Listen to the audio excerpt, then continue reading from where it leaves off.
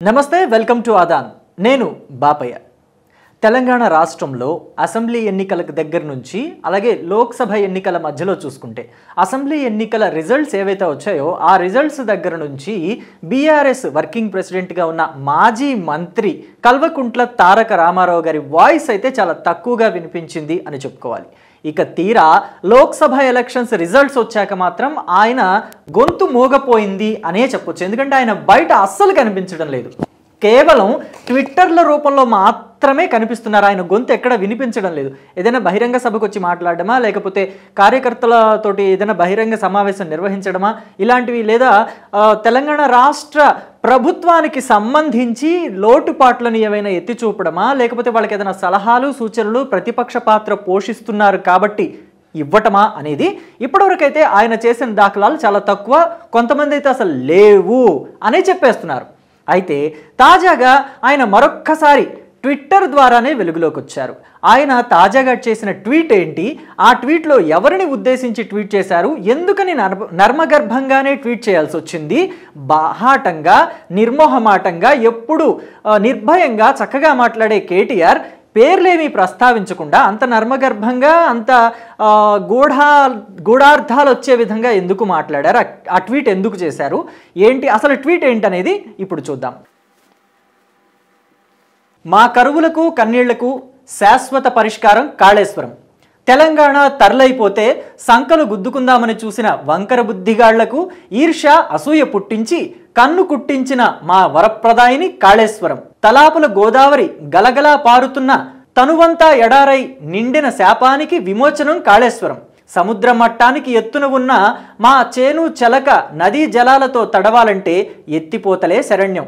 దగాపడ్డ నేల దశాబ్దాలు జరిపిన గోదావరి జలాల సాధన పోరాటాలకు సమాధానం కాళేశ్వరం. శిథిలాల శివాలయంగా పాడుబడిపోయిన శ్రీరామ్ సాగర్కు పునరుజ్జీవమిచ్చిన పుణ్యవరం కాళేశ్వరం. నీళ్లు రాక ఒట్టిపోయిన నిజాం సాగర్కు నిండు కుండలా మార్చే అండాదండా కాళేశ్వరం. మండుటెండల్లో చెరువులను మత్తళ్ళు దూకించిన మహత్యం కాళేశ్వరం.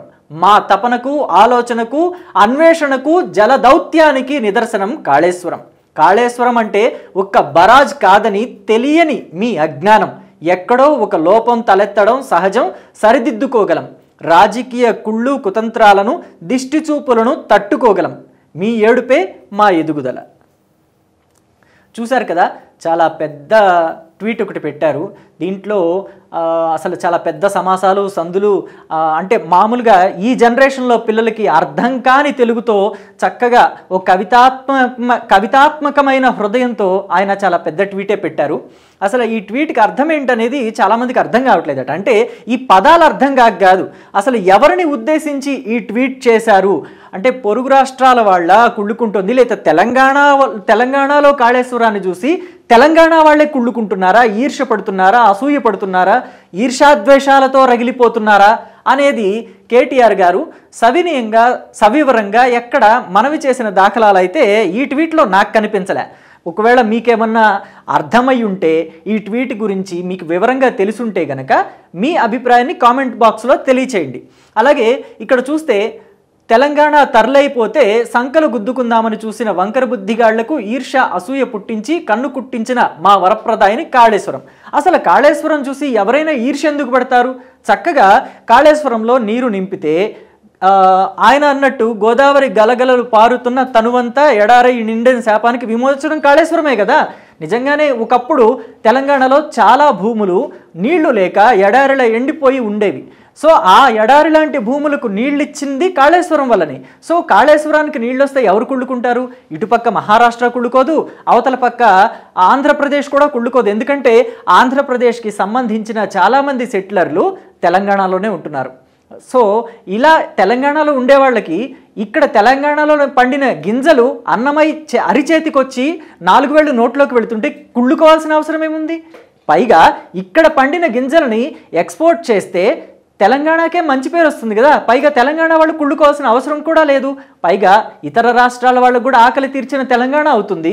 సో అదే కేసీఆర్ గారు కానీ, హరీష్ రావు గారు కానీ, లేకపోతే కేటీఆర్ గారు కానీ ఒకప్పుడు తెలంగాణలో చాలా తక్కువ వరి పండేది, కానీ కాళేశ్వరం వచ్చాక చాలా పెద్ద స్థాయిలో వరి దిగుమతి అయ్యింది అని చెప్పేసి చెప్పడం కూడా జరిగింది. పైగా ఇంకొక ముఖ్యమైన విషయం ఏంటంటే వరేస్తే ఉరే, అంటే ఇంత నీళ్ళు వస్తున్నాయి కాబట్టి రైతులు ఎప్పటికప్పుడు వరి పంటని సాళవా దాళవలో కూడా పండించినప్పుడు దాన్ని కొనే స్తోమత, అంటే కొనే శక్తి ప్రభుత్వానికి లేక వరి వేస్తే ఉరే అని చెప్పేసి ఒక పెద్ద వ్యాఖ్యానాలు కూడా అప్పట్లో తెలంగాణ రాష్ట్ర ప్రభుత్వం ఏదైతే బీఆర్ఎస్ పార్టీ ఉందో వాళ్ళే, ఆ ప్రభుత్వమే చేసిన విషయాన్ని కూడా ఎవరు ఇంకా మర్చిపోలేదు. తెలంగాణ రైతులు మర్చిపోలేదు. ముఖ్యంగా ఇక చూసుకుంటే తెలంగాణకి నిజంగా కాళేశ్వరం ప్రాజెక్టు వల్ల మంచి జరిగి తెలంగాణకి నీళ్లు ఇబ్బడి ముబ్బడిగా వస్తే ఆనందపడేది ఆంధ్ర ప్రజలు కూడా. ఎందుకంటే ఇంత నీళ్లు ఎక్కువగా ఉండిపోయి చెరువులు, ఒక మాట ఇక్కడ వాడారు, మండుటెండల్లో చెరువులను మత్తళ్ళు దూకించిన మహత్యం కాళేశ్వరం అని చెప్పేసి. ఎండాకాలం ఏప్రిల్ మే జూన్ నెలల్లో కూడా ఈ మండుటెండల్లో కూడా చెరువులు మత్తళ్ళు దూకడం అంటే కట్టలు తెంచుకుని బయటికి రావటం నీళ్లు అంత నిండుగా నిజంగా ఉంటే గనక ఆంధ్ర ప్రజలు సంతోషిస్తారు. ఎందుకంటే వాళ్ళకి ఈ నీళ్లు ఎక్కువ కక్కొచ్చేలా ఉన్నాయి. ఈ కృష్ణా జలాల్లో నుంచి మనకు కాస్త వదులుతారేమో, కాస్త మన గొంతు తడుస్తుంది, మన పొలాలు తడుస్తాయి అని చెప్పేసి వాళ్లే సంతోషిస్తారు ఇంకా పైగా. సో ఎందుకని ఎవరు అసూయపడతారనేది చెప్పకపోవటం చాలా పెద్ద క్విజ్ క్వశ్చన్గా మారిందని కూడా చెప్పుకోవచ్చు. ఇక కాళేశ్వరం అంటే ఒక బరాజ్ కాదని తెలియని అజ్ఞానం. కాళేశ్వరం ప్రాజెక్ట్ అంటే కేవలం ఒక బరాజ్ కాదని మీరెందుకు చెప్పడం? కాళేశ్వరం గురించి చాలా ముఖ్యమైన విషయాలు, ఎప్పుడైతే కాళేశ్వరంలో 3 పిల్లర్లు కుంగాయో లక్ష్మీ బరాజులో, అదే మేడిగడ్డ ఏదైతే బరాజ్ ఉందో ఆ బరాజ్ కుంగినప్పుడే, బరాజ్లో 3 పిల్లర్లు కుంగినప్పుడే అంతా తీసుకుని తెలంగాణ రాష్ట్రంలో కొత్త ప్రభుత్వం ఏదైతే ఏర్పాటైందో వాళ్ళంతా బస్సుల్లో వెళ్ళి మరీ చూసొచ్చారు కదా. సో మీరంతా చిన్న కుంగుబాటు, దాని గురించి అంత కంగారు పడాల్సిన అవసరం లేదు. దాంట్లో నీళ్లు నింపొచ్చు, నీళ్లు నింపి రైతులకు అందించవచ్చు. ఇప్పుడు కూడా తెలంగాణ రాష్ట్ర ప్రభుత్వం, కాంగ్రెస్ ప్రభుత్వం ఏదైతే ఉందో ఆ కాంగ్రెస్ ప్రభుత్వం పంతానికి పోయి రైతులకు నష్టాన్ని చేకూరుస్తోంది అని చెప్పేసి మీరు ఏదైతే ఆరోపణలు చేశారో వాటికి ఆరోపణల మీద మీరు నిలబడలేకపోయారు. మీరు ఖచ్చితంగా నీరు నింపండి, బ్యారేజ్కి ఏదైనా ప్రాబ్లం అయితే పూచీకత్తు పూర్తిగా మాది అని చెప్పేసి మాత్రం చెప్పలేదు. ఒకవేళ చెప్పుంటే కాంగ్రెస్ ప్రభుత్వం ఏమైనా మరి నింపి చూసేదేమో, మరి దాని గురించి కూడా మనం చెప్పలేము. ఎందుకంటే మీరు కట్టించింది మీ హయాంలో. సో ఇక్కడికి ముఖ్య అతిథిగా వచ్చి బ్యారేజ్ ఓపెనింగ్ అప్పుడు, అంటే కాళేశ్వరం ప్రాజెక్టు ఓపెనింగ్ అప్పుడు ముఖ్య అతిథిగా వచ్చింది జగన్మోహన్ రెడ్డి గారు. సో జగన్మోహన్ రెడ్డి గారు ముఖ్య అతిథిగా వచ్చారంటే ఆంధ్రప్రదేశ్ ప్రభుత్వం, అప్పుడు వైఎస్ఆర్ కాంగ్రెస్ పార్టీ ఉంది. సో డెఫినెట్గా ఆంధ్రప్రదేశ్ ప్రజలు కూడా దానికి మద్దతు తెలిపినట్టే కాళేశ్వరం ప్రాజెక్టుకి. సో ఇక చూసుకుంటే రాజకీయ కుళ్ళు కుతంత్రాలను దిష్టి చూపులను తట్టుకోగలం. సో రాజకీయ కుళ్ళు కుతంత్రాలు అసలు ఈ కాళేశ్వరం ప్రాజెక్టులో ఎందుకు వచ్చినాయో అర్థం కాలేదు. సో దీని గురించి ఆయన ఇంకొక ట్వీట్ పెడితే బాగుంటుందేమో. కేవలం అంటే ఎవరెవరు కుళ్ళుకుంటున్నారు, ఎవరెవరు ఈర్ష్యా ద్వేషాలతో రగిలిపోతున్నారు, వంకర బుద్ధిగాళ్ళు ఎవరో ఆయన ఇక్కడ ప్రస్తావించలేదు. సో ఈ రాజకీయ కుళ్ళు కుతంత్రాలు ఎవరైతే ఈ కాళేశ్వరం ప్రాజెక్టులో చేశారో దాంతోపాటుగా ఈ వంకర బుద్ధిగాళ్ళు కన్నుకుట్టి చచ్చిపోయే వాళ్ళు ఎవరైతే ఉన్నారో వాళ్ళ గురించి కూడా ఆయన కొంచెం క్లియర్గా మరో ట్వీట్లో ప్రస్తావిస్తే బాగుంటుందేమో. ఎందుకంటే తెలంగాణ వాళ్ళకు, ఇటు తెలంగాణ రాష్ట్ర ప్రజలకు అటు ఆంధ్రప్రదేశ్ రాష్ట్ర ప్రజలకు దీంట్లో చాలా క్లారిటీ వస్తుంది. ఇకపోతే ఈ కాళేశ్వరం ప్రాజెక్టు గురించే చూసుకుందాం. దీని మీద ఎప్పుడూ లేనంత శ్రద్ధ, భక్తి, ప్రేమ ఎందుకు పుట్టుకొచ్చిందో ప్రస్తుతం అయితే అర్థం కావటల్లా. ఈ కాళేశ్వరం ప్రాజెక్టులో 3 పిల్లర్లు కుంగింది కూడా సరిగ్గా ఎలక్షన్లకి ముందు. వీళ్ళు ఏమన్నారంటే ఈ కాళేశ్వరం ప్రాజెక్టు యథార్థానికి మేడిగడ్డ ప్రాజెక్టు కట్టాల్సిన స్థానం అది కాదు. అంటే ఈ మాట ఎవరు చెప్పారంటే అప్పట్లో దీనికి కాళేశ్వరం ప్రాజెక్టులో 3 పిల్లర్లు ఏవైతే కుంగాయో దీని మీద కమిటీ ఒకటి ఏర్పాటు చేశారో ఆ కమిటీలోని సభ్యులు, అంటే ఉన్నతాధికారులు, అదే ఇంజనీర్లు ఎవరైతే ఉంటారో వాళ్ళు దీని గురించి చెప్పినట్టుగా ఒక మాట బయటకు వచ్చింది అప్పట్లో. యథార్థానికి మేడిగడ్డ ప్రాజెక్టు కట్టాల్సిన స్థానం అది కాదట. ఇక్కడ ఏవైతే ఇంజనీర్లు మరో ప్లేస్ని సూచించారో అక్కడ కాకుండా బీఆర్ఎస్ పట్టుబట్టి ఇదే ప్లేస్లో కట్టించింది. సో దీని కింద ఏమైతే ఉంటుందో ఇసుక అంతా వెళ్ళిపోయే ప్రమాదం ఉంది, కొట్టుకుపోయే ప్రమాదం ఉంది. సో దీనివల్ల కింద నుంచి నీళ్లు కొట్టుకుపోవడం వల్ల మరో ప్రాజెక్ట్ ఏదైతే ఉందో ఈ మేడిగడ్డ ప్రాజెక్ట్ కాకుండా ఇంకొక ప్రాజెక్ట్ ఉంది ఈ కాళేశ్వరంకి సంబంధించి బ్యారేజ్ లాంటిది. సో దాని కింద నుంచి కూడా నీటి బుంగలు వస్తున్న విషయాన్ని కూడా ఇంకా ఎవరు తెలంగాణ ప్రజలు మర్చిపోలేదు. సో దాని గురించే నీళ్లు నింపడం అనేది ఆపామని చెప్పేసి కూడా కొంతమంది ఇంజనీర్లు నిపుణులు సూచించినది మనం ఇంకా మర్చిపోలేదన్నమాట. సో ఇక ప్రస్తుతానికి చూసుకుంటే కాళేశ్వరం ప్రాజెక్ట్ అనేది ఒక పెద్ద క్వశ్చన్ మార్క్గా మారింది. ఎల్ఎన్టీ సంస్థ కూడా దీని నిర్మాణంలో పాల్పంచుకున్న ఎల్ఎన్టీ సంస్థ కూడా తప్పిదాన్ని తమ మీద వేసుకోవడానికి ఇష్టపడడం లేదు. ఎందుకంటే ఇప్పటివరకు ఎల్ఎన్టీ సంస్థ ఏదైతే ప్రాజెక్టులు చేపట్టిందో వాటిల్లో ఎప్పుడు ఇలాంటి మేజర్ పెద్ద ఫెయిల్యూర్ అనేది వాళ్ళు ఎప్పుడు చవి చూసింది లేదనమాట. సో దీనికి సంబంధించి ఆ తప్పిదం కూడా మాది కాదు, ఈ మచ్చ మాకు సంబంధించింది కాదని చెప్పి వాళ్ళు తప్పుకునే ప్రయత్నంలోనే ఉన్నారు.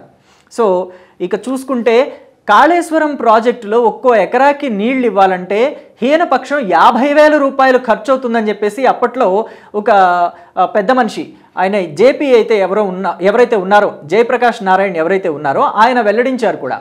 అయితే ఎంత ఖర్చైనా పర్లేదు, రైతులకు పంట పండాలి, నీరు ఇవ్వాల్సిందే అంత ఖర్చు పెట్టైనా.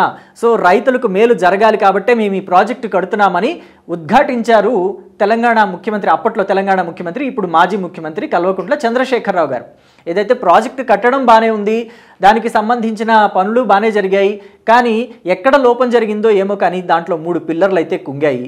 సో ఇప్పటికీ దాని గురించిన ఇంకా ముఖ్యమైన విషయం చెప్పుకోవాలి. ఇక్కడ కాంగ్రెస్ పార్టీ ఏదైతే ఎలక్షన్ల ముందు సరిగ్గా ఎలక్షన్లకి ముందే ఈ 3 పిల్లర్లు కుంగాయి, ఈ ప్రాజెక్టులోని 3 పిల్లర్లు మేడిగడ్డ ప్రాజెక్టులోవి. సో అయితే కాంగ్రెస్ పార్టీ కూడా దీన్ని అప్పట్లో అంత ప్రధాన అస్త్రంగా ఎన్నికల సమయంలో ప్రధాన అస్త్రంగా తీసుకోలేదనే చెప్పాలి. ఇప్పటికీ కూడా కాళేశ్వరం ప్రాజెక్టు మీద సంబంధించి ఏవైతే లోటుపాట్లు ఉన్నాయో వాటి మీద సత్వరమైన చర్యలు, అంటే ఎవరి వల్ల ఈ లోటు జరిగింది, ఎందుకు జరిగింది, దీంట్లో ఎవరెవరి పాపాలు ఉన్నాయి, ఎవరెవరి లోపాలు ఉన్నాయి అని చెప్పేసి ఇంకా వెలికి తెలియదు. పైగా అప్పటి ముఖ్యమంత్రి కల్వకుంట్ల చంద్రశేఖరరావు గారు నా బొట్టు రక్తం ఖర్చు పెట్టి, నా తెలివితేటలు ఖర్చు పెట్టి కట్టించిన కాళేశ్వరం ప్రాజెక్టు మీకు పనికిరాలేదా అని ఒక సందర్భంలో వాడారు ఈ మాట. సో కానీ ఎన్నికల తర్వాత చూస్తే మాత్రం మీరు కట్టించిన ప్రాజెక్టే కుంగింది కదా, మేడిగడ్డ ప్రాజెక్టు కుంగింది కదా అని చెప్పేసి అడిగితే ఆయన this is not my project, నా సొంత ప్రాజెక్ట్ కాదు, ఇది ఇంజనీర్ల చాయిస్, ఇది ఇంజనీర్లే కట్టించారు, ప్లాన్ కూడా వాళ్ళదే అని చెప్పేసి ఆయన మాట దాటేశారు. గతంలో ఏదైతే నా బొట్టు రక్తం ఖర్చు పెట్టి కట్టించిన ప్రాజెక్ట్ అని చెప్పేసి గట్టిగా బలంగా చెప్పారో, కానీ అదే మాట మీద తరువాత ఎన్నికల్లో ఓడిపోయిన తర్వాత మాత్రం ఆయన నిలబడలేకపోయారు. సో ఏది ఏమైనా కానీ ఖచ్చితంగా కాళేశ్వరం ప్రాజెక్ట్ అయితే తెలంగాణ ప్రజలకు, తెలంగాణ రైతాంగానికి వరదాయిని అనే చెప్పాలి. కానీ లోపం ఎవరు చేశారు, పాపం ఎవరిదనేది ప్రస్తుత ప్రభుత్వాలు, అంటే కేంద్రంలో ఉన్న భారతీయ జనతా పార్టీ కానీ ఇక్కడ రాష్ట్రంలో అధికారంలో ఉన్న కాంగ్రెస్ ప్రభుత్వం కానీ వీటి మీద నిగ్గు తేల్చాల్సిన అవసరం ఉంది. సో ఈ విషయంలో తప్పు ఎవరిదని మీరు అనుకుంటున్నారు? అంటే గత ప్రభుత్వం బీఆర్ఎస్ ప్రభుత్వందా, లేకపోతే ఇప్పుడు ఈ ప్రాజెక్టు విషయంలో తప్పెవరిది అని తేల్చి ప్రాజెక్టు సత్వరమే దీన్ని పునరుద్ధరించి నీళ్లు నింపి రైతులకు అందించని కాంగ్రెస్ ప్రభుత్వానికి అనుకుంటున్నారా, లేకపోతే అసలు తప్పెక్కడ జరిగింది, ఎందుకు ఈ లోపం జరిగిందని చెప్పేసి ఎంక్వైరీ వేయని కేంద్ర ప్రభుత్వానికి అనుకుంటున్నారా? మీరేమనుకుంటున్నారు? అలాగే కల్వకుంట్ల తారక రామారావు గారు ఈ ఈర్ష్యా ద్వేషాలతో రగిలిపోతుంది ఎవరు, కుళ్ళుకుంటున్నారు, ఈర్ష్యా ద్వేషాలతో రగిలిపోతున్నారు అని చెప్పేసి అన్నారో, మరి ఆ ఈర్ష్యా ద్వేషాలతో రగిలిపోయే వాళ్ళు ఎవరో అని మీరు అనుకుంటున్నారో వాటన్నిటినీ కామెంట్ బాక్స్లో తెలియచేయండి. Thank you.